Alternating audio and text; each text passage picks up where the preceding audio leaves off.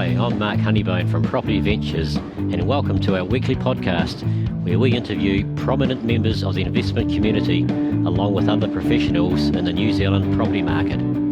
This is a free service from Property Ventures so that you can keep current and learn from some of the best around New Zealand. To check us out, take a look at propertyventures.co.nz. We hope you enjoyed today's podcast.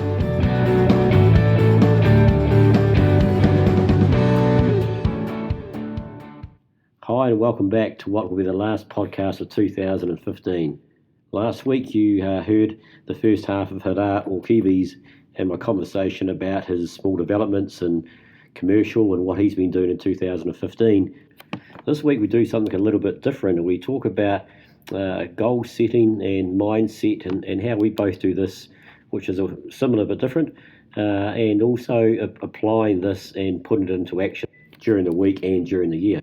So sit back and enjoy this. It won't be for all, but hopefully a lot of you will get a lot out of it, and we hope you enjoy the interview. You go over now and you head the other side of the world and sit on a beach for a few weeks to a month. Well, I'm still working for another 2 weeks before I do the similar.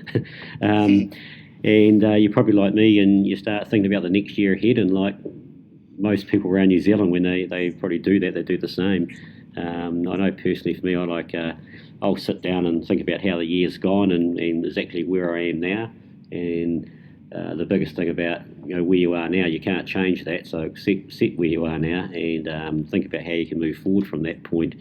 I like setting goals for that year and the 2 years and 5 years ahead. And then of course from that, I really sit down and try to target different strategies to do what I want to do and have targets along the way. Yes. It's just like making a plan. You make a plan from what you're going to do today. It's no different than making a plan for what you want to get to in the next year, 2, 5 years, sort of thing. So that's what I do. I do this every year, and it's great to go through. And if you don't have a plan, well, you won't get where you want to get because you don't know where you want to go. So it is something you constantly have to do and write it down. For me, is really important. And for me, if you do this thing seriously, you don't just write a plan down and forget about it and chuck in your bottom of your sock drawer. It's something that should be in front of you every day, every week. I would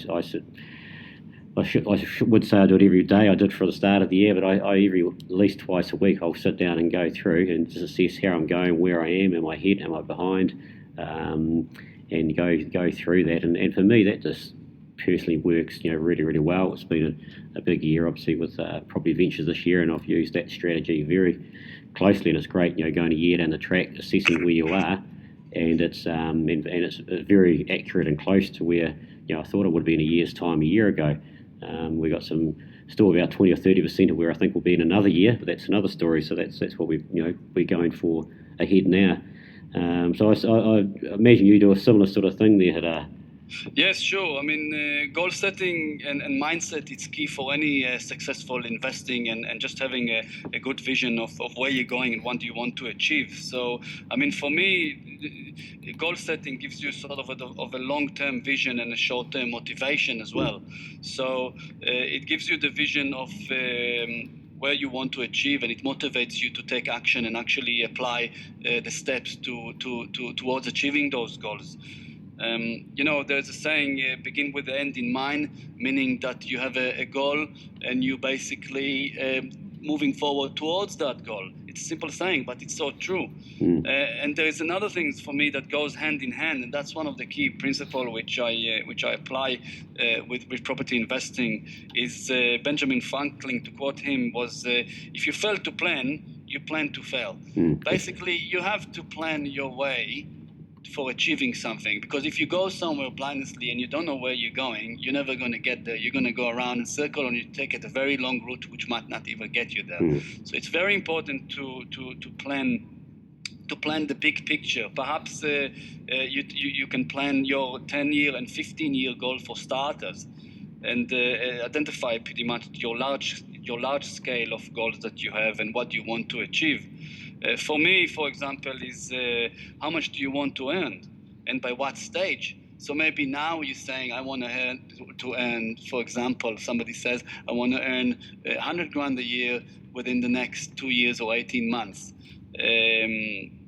So it's good to put a date on it, to put a time frame on it. So you find yourself accountable up to a certain deadline. And then you said, and after 2 years, I want to scale up and earn 200,000 and then 300. And in 10 years time, I want to have 400,000 or 500,000 passive income coming per year.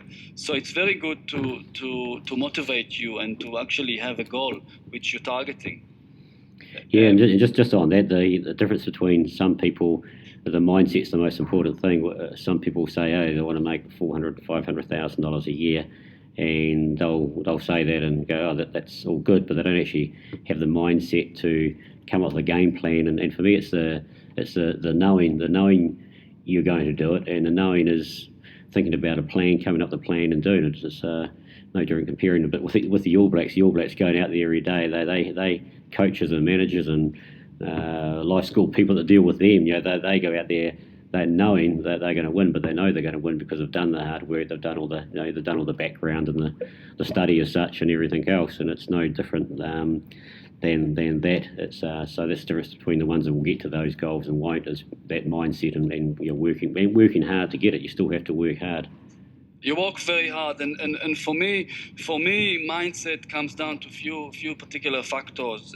One of them is, like you just said, and the All Blacks, when they go out with the headphones and all that, I bet what a lot of successful people, they visualize themselves. They visualize themselves in that position when they want to be. They visualize themselves in the long-term goals, achieving them, and they're visualizing, and we are visualizing. I'm visualizing the way. Even if I go to auction, I visualize myself how I'm going to handle that situation, or if I need to call a vendor which contacted me through my website as a private sell, I sort of visualize in my head how I'm going to deal with it, what I'm going to say, visualizing the process of having that property paid off or that strategy applied over time and how I'm going to do it. And visualizing and persistent and to stay focused is the main key for the difference between people who are successful or not. A lot of people, they lose focus, and sometimes a lot of people, they're just being distracted to other things or try different things if they don't work. If something doesn't work straight away, it doesn't mean that it's not the way to go. It just means that sometimes you need to do it again and again and again to actually achieve results. So it's a numbers game. It's like people who go and put a certain amount of offers. The first offer, the second offer, the third offer is not going to perhaps be accepted, but maybe the fifth, the sixth, or the 10th offer will, and that's the one that you're going to make the money from. Once you hit the nail on the head and you get a success, and you get a conversion for a deal or for a marketing campaign or anything like that, then you know it's working, and then should be a motivation to keep going and keep rolling it. Yeah, definitely. And I think I'm a stubborn person and have big perseverance. But that's it. If you have your plan that the 6th property, 7th property, 10th property is the one I'm going to get, you won't get demoralised after those 4 no's you get. And it's no different than the person that's when they start out with property, their neighbour or their auntie or whatever told them about their property deal they did, and they lost some money on it, or what have you, and they go, okay, that sounds too hard, and they don't ever do it, or they have one fall. I had a big fall and I could have stopped right then, and I'm glad I didn't, because I knew that was just one thing that happened, learn from it, and then get a proper strategy and work ahead, and that's great. So for me, like, hanging around like-minded people is just such an important factor of changing that mindset. I've just written a blog on it from a new site that's about to come out hopefully within the next few days to week. But I'm very lucky now from where I used to have no one. I suppose like-minded people in my life. Everything I do, properties for me is 24/7 job, and it's great. Everywhere I am, I'm talking to some of the best, what I class as specialists in property in the country. They're very well educated people. People in our team of experts are very skillful. We do these podcasts every week and meet intelligent people with property, like yourself, Hadar, and many other people we've had on the show. We've got some very good people on work side in my office who, and all the people who work in our team, like a Property Ventures, they're all very educated people in their own right, and it's just, it's great mixing every single day with people like that, and that gives you motivation. If you're having a bad day or you didn't get that deal you wanted yesterday, you know that there's another deal that's going to happen tomorrow or the next day. Yes. So consistently having yourself around like-minded people is just such an important part. And we have I run a course. In fact, where I'm sitting right now, there's a course happens 3 courses a week during the year, and there's 26 people here surrounded by other people that want to learn about property and deal with property, and it's a pleasure to be in there talking to them on week 4 every week for 40 minutes, talking about what I've done, and then listening to other experts that come and talk to them. So that's the start of property, of actually surrounding yourself by like-minded people, reading books like you've done when you first started. I know listening to podcasts like this and reading books was such an essential part of it. Yes, definitely. And I would like to recommend some book, but perhaps we can do it a little bit later on. I think it's very important. That's why we always emphasize how important is it to join your local property investors association and network with like-minded people. For example, the conference of the property traders we've been in a few weeks ago, a couple of weeks ago in Auckland. Yeah. I thoroughly enjoyed that. It was great. You deal with people who are actively trading, actively developing, actively investing, motivated. You go out for something like that. It helps everybody, no matter what level you are. You learn from each other's stories. Each person does something else, and it's really enriching you and helping your growth. So networking with like-minded people is very important for growth, and it's also a very good way to actually expand your investment strategy by learning other things, which you can just perhaps listen and see if it's something that you could apply. Small things about financing, about doing joint ventures, about doing partnerships, and I think it's really a key point to do that.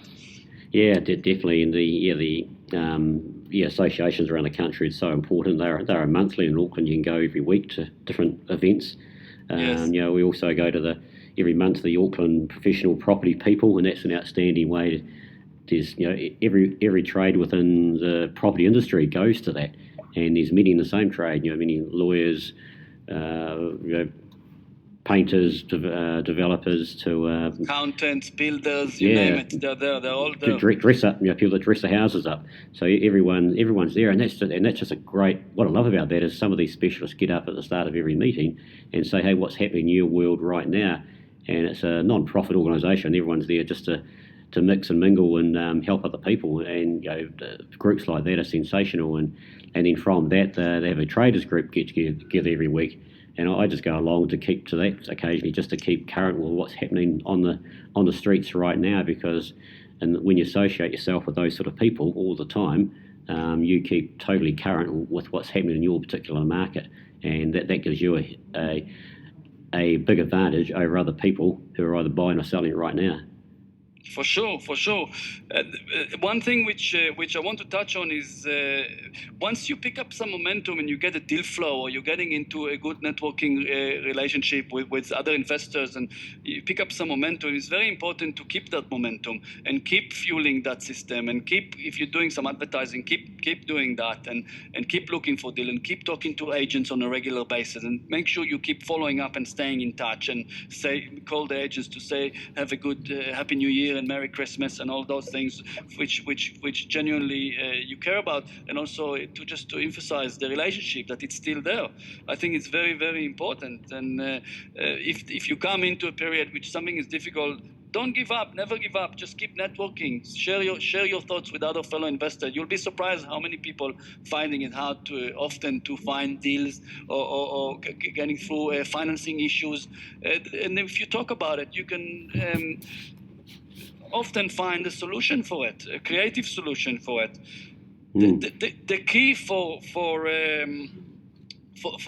successful investing as well, there are 2 other points which for me are very important, and one is to keep educating yourself.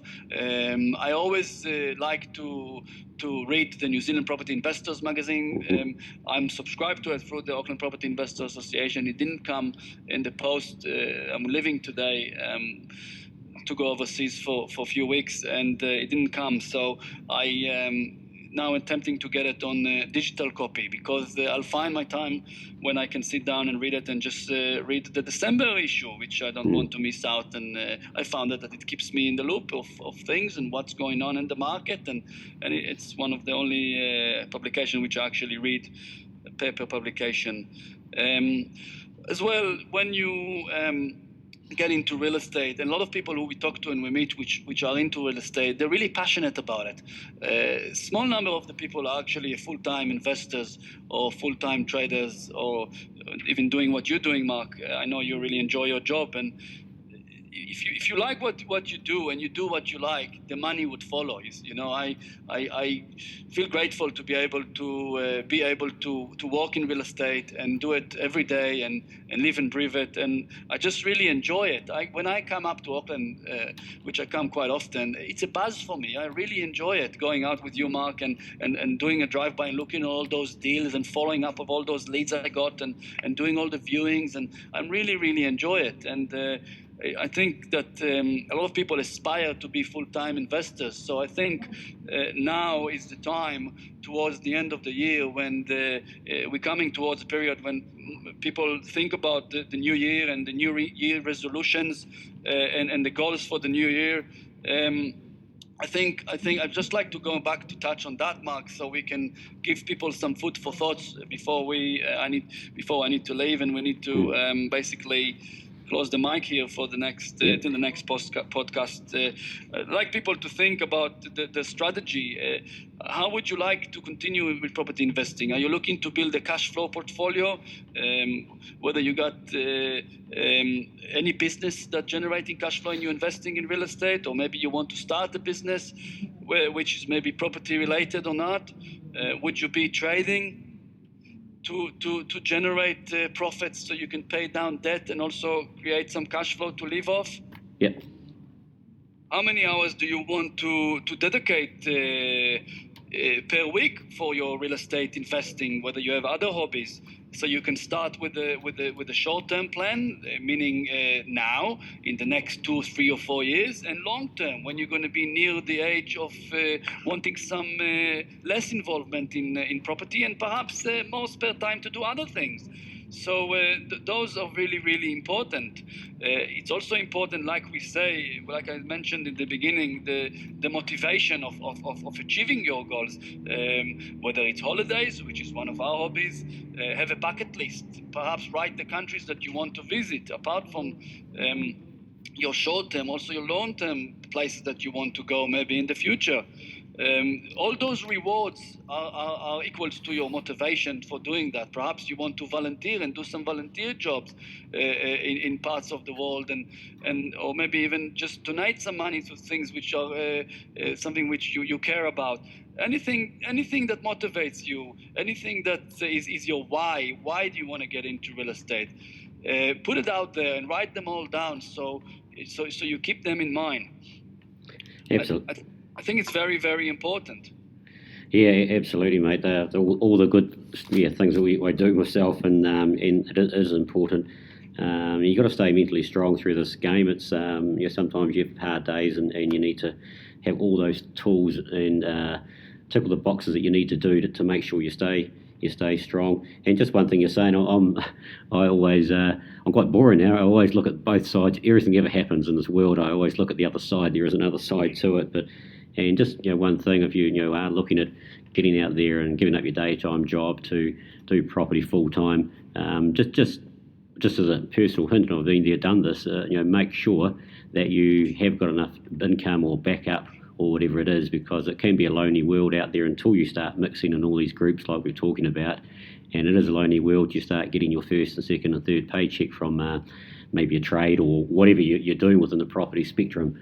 But that is it. Yeah, I have seen some people who have jumped ship too early, and like I probably did 9 years ago, but that's worked out as it's turned out. But I did have a couple of hard years along the way. Yes, I agree, Mark, and I prefer. I got people approaching me a lot who wants to to hear my opinion about that, and I prefer people to tell people to scale down their job and then gradually get more involved in property, in opposed to just quit their job unless they already have a cash flow producing asset or a business or something which they can rely on in case there is no money coming in for 6 months. Because often with real estate, there's a big break before drinks sometime. When you pick momentum and there is good deal flow, the more the merrier, great. But it is happen when sometime it dries off a bit. So I really think scaling down is and putting more into property is a bit more appropriate than just quitting your day job, especially if you don't have anything to rely on. Another thing to discuss is when you set up your goals, you need to know your hourly rate. So what I mean is, how much does your time worth? How much does your time worth?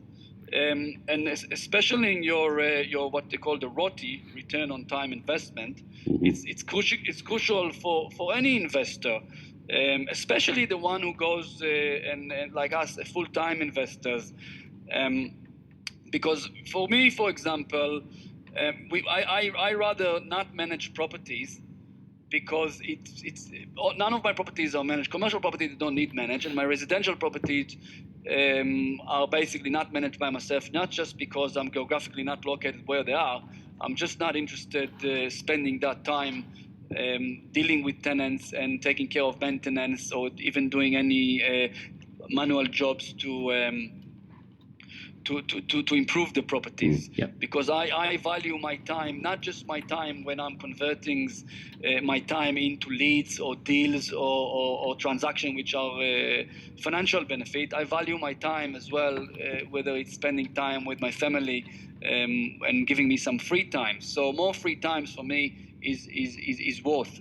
There's a lot of weight into that. Yeah, it definitely is, and it is. Really important to know what your hourly rate is. A lot of people don't know.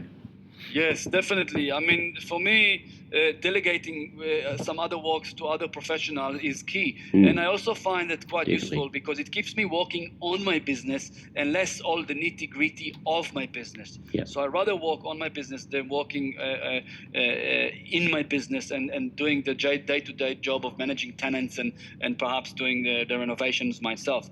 So I like to give an example of how to calculate your hourly rate.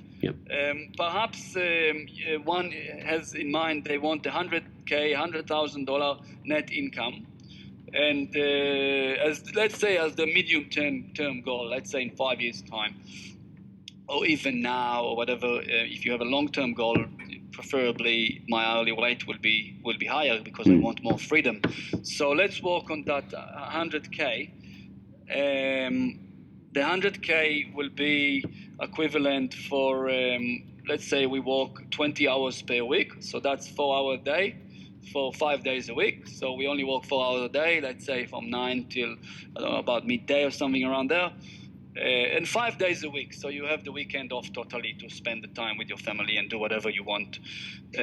So we have 20 hours a week of work.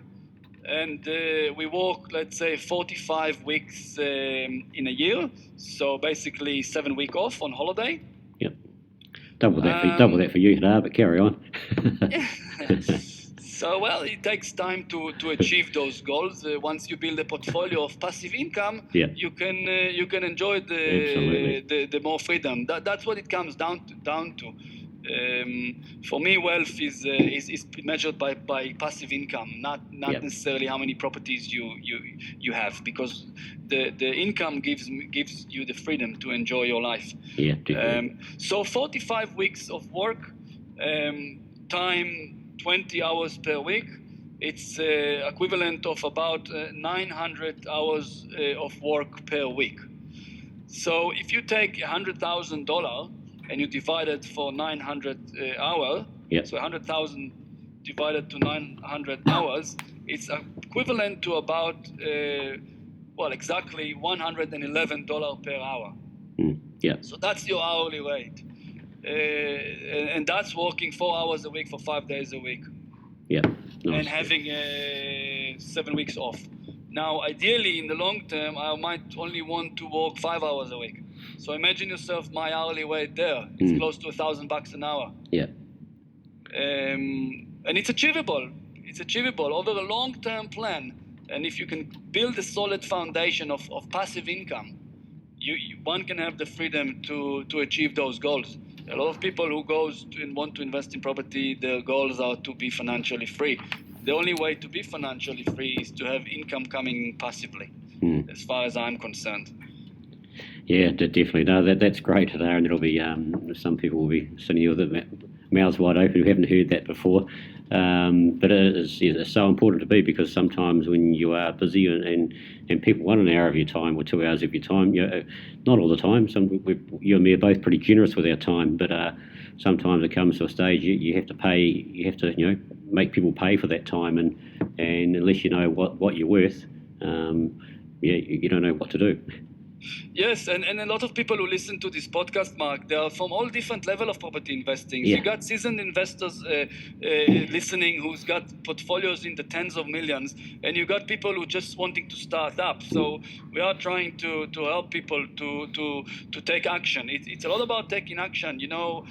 I think for starters, it's very good to read a lot of books and get knowledgeable, but putting the boots on the ground and doing something about it, and first step will be after you feel that you read enough books, which I'm going to recommend about mindset and property investing as well, and I've done it in the past in your other podcast, is to go and meet your mortgage broker and get funding.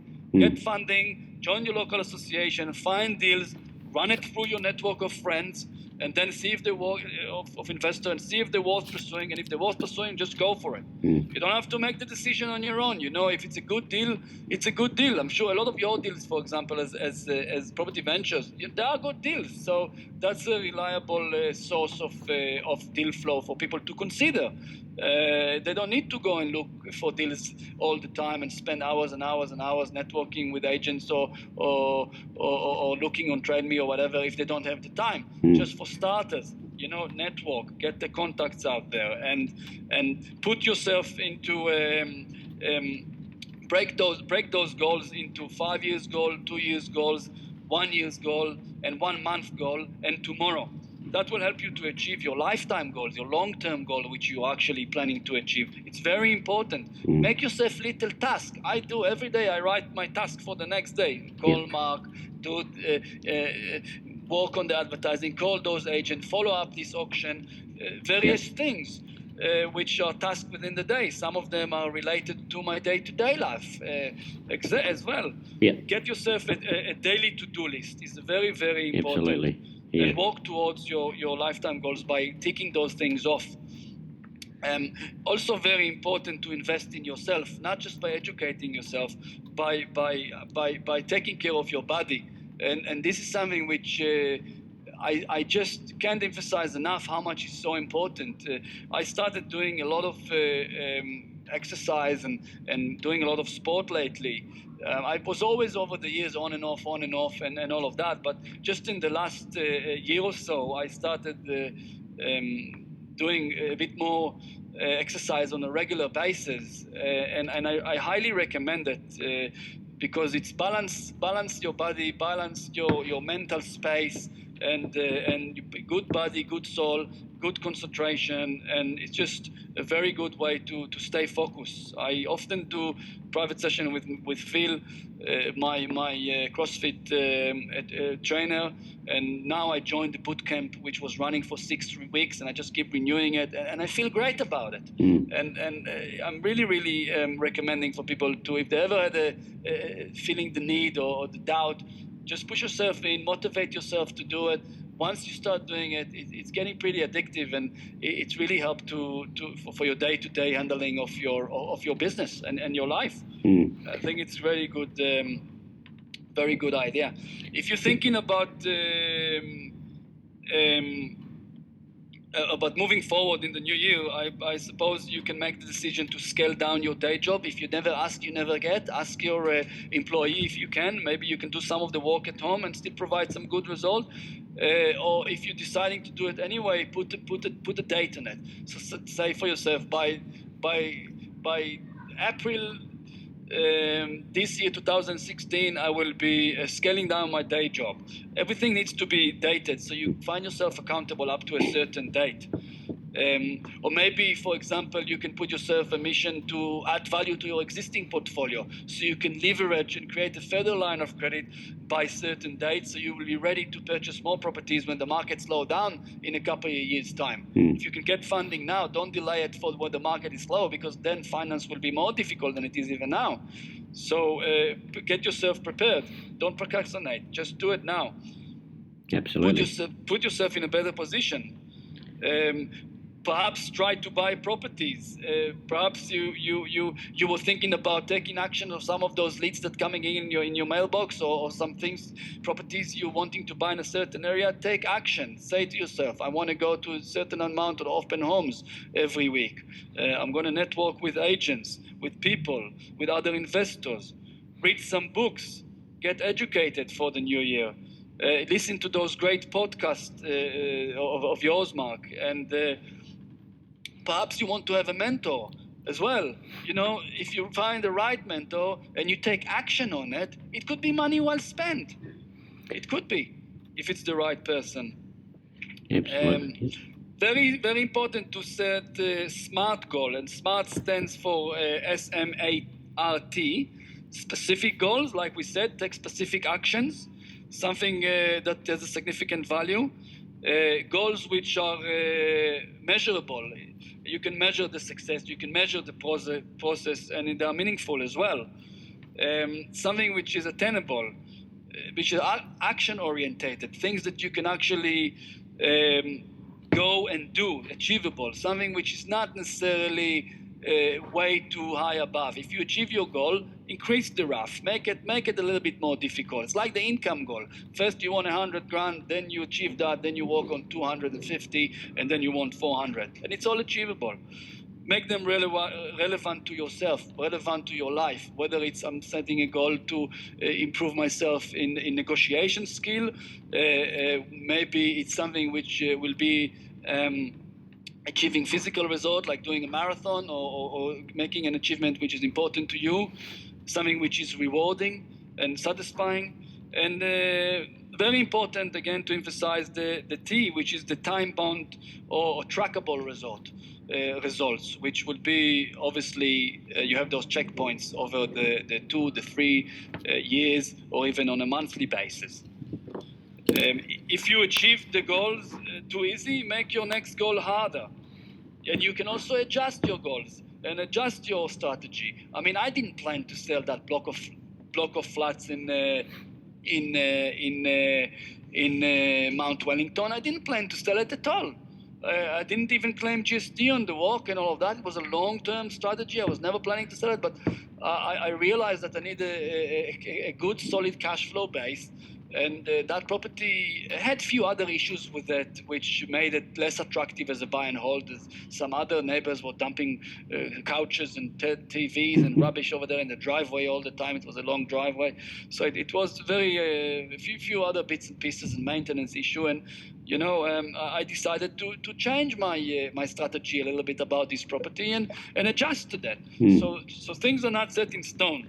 Yeah, I mean, some people say 10-year goals are too far ahead to have. I still am a big believer of putting a 10-year goal down, but yeah, they do change all the time. I mean, you change as a person every year. You do what you do, and but I think it's good having those 10 years goals and have them. If people look at what I've got some what people think are outrageous goals, but I think they're all are achievable by doing working through every year as I go, every 6 months as I go, and looking at it, focused on it, and all those good things you spoke about.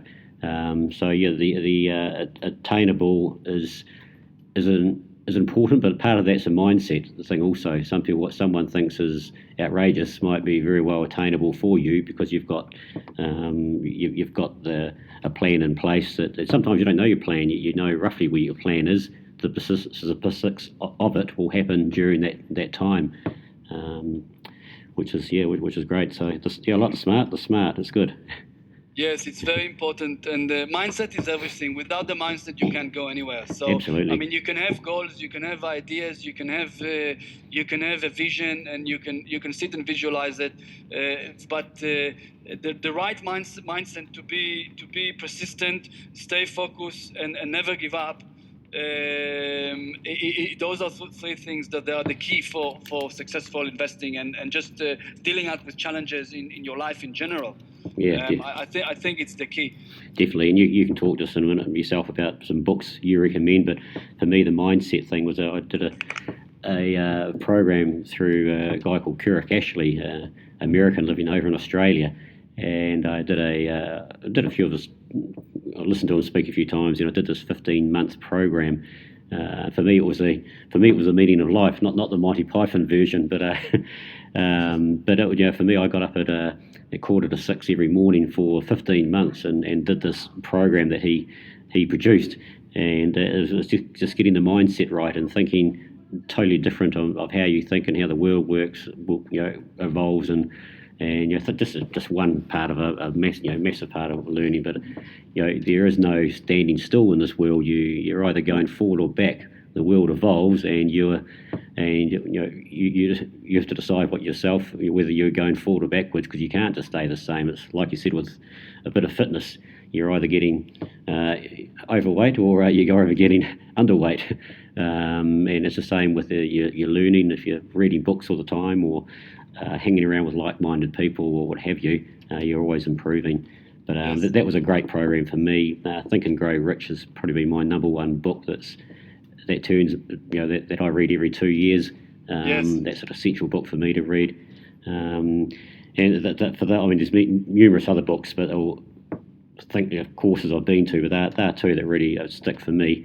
And what I'm going to do over my 2.5 weeks at Christmas is sit and look at the Property Investor magazine, like you said, and also I'm going to read Matt Gilligan's new book. I haven't read it from start to finish. I've read little parts of it. It's Property 101, but what I like it's got real stories and virtually everything you can do in property. So it's a book at a low level, but also quite an advanced level also in some ways. But it's the stories that are important with that. So I'm looking forward to actually reading that, making time to read that from the start to finish. Absolutely, and yeah, Matt's book, it should be great reading. Also highly recommended for people to I had a glance of it when I saw it in your office over there. It looks really good. I just got a text from the New Zealand Property Investors magazine. They're going to put me on to the digital copy so I can read it on my iPad, because I didn't get my paper copy in the post yet. So that's awesome. I could read that while I'm lying on the beach in Goa. That's going to be great. Nice. And let me put some books here, a list of books you asked me to do. So definitely, especially about goal setting and starting up, Think and Grow Rich by Napoleon Hill. That's a very highly recommended book. Very, very recommended. Now, when I read it a few years ago, I found it a little bit heavy for my own at the time. Funny you say that. So did I the first time I read it. Yep. Yes. Shows where we were. It shows where we are. But now I actually some books which I found heavy like this, and for example Stephen Covey one, The Highly Effective People, The 7 Habits of Highly Effective People, which is a good book. I found that very heavy as well and long. So what I do with those books, I go to Audible. For New Zealand is .com.au, or if you're anywhere out of New Zealand, probably .com, and you can get a digital audio version of it. So if you like podcasts, you can listen to books like that in your car or where you do things. And that's what I did with those two books, which is Think and Grow Rich and 7 Habits of Highly Effective People by Stephen Covey. Now, real estate book, which is not so widely known in New Zealand. We did cover some other books in other podcasts which I've done, and I said about All in Newland books and various other books. The Millionaire Real Estate Investor by Gary Keller. That's a really, really good book. It's an American author, but he's a really comprehensive book, and it is relevant to all investors all over the world, and I highly recommend this book. It's covering, in the first part of the book, it is covering mindset, and then in the second part of the book, it's covering the investing. And I already listened to this book 2 times, and I'm going to listen to it again in 6 months' time.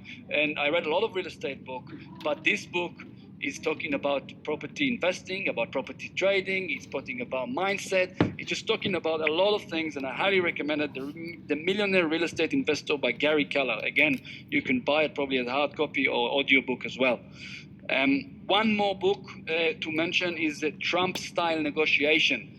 It's actually about Donald Trump, but it's written by George Ross, who is one of the advisors of Trump. He's the lawyer of Donald Trump.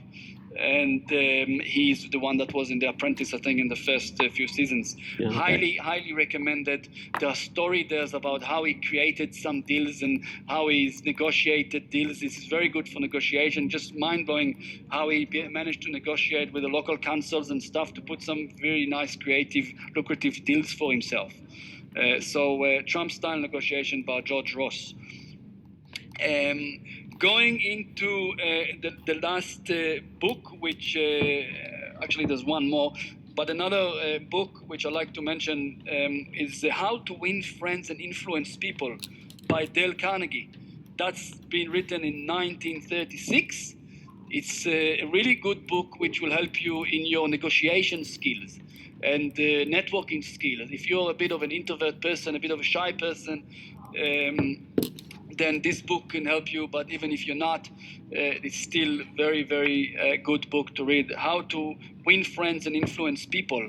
Very, very good book by Dale Carnegie. The last book I'd like to share with you, it's our very own Michael Hill.